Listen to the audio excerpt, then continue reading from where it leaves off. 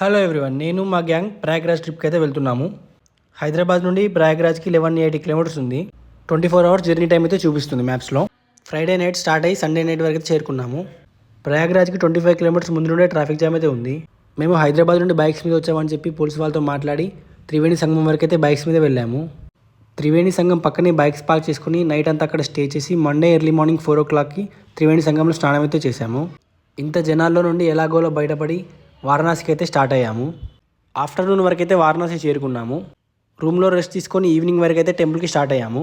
ముందుగా కాలభైరవ స్వామి టెంపుల్, శ్రీ కాశీ విశ్వనాథ్ స్వామి టెంపుల్, ఆ తర్వాత మణికర్ణిక ఘాట్కి అయితే వెళ్ళాము. ఆ రోజు నైట్ అక్కడే స్టే చేసి నెక్స్ట్ డే మార్నింగ్ అయితే అయోధ్యకి స్టార్ట్ అయ్యాము.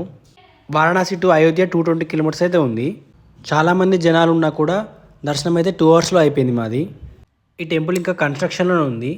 నైట్ అక్కడే స్టే చేసి ఎర్లీ మార్నింగ్ అయితే మళ్ళీ ఇంటికైతే స్టార్ట్ అయ్యాము. Thanks for watching this video.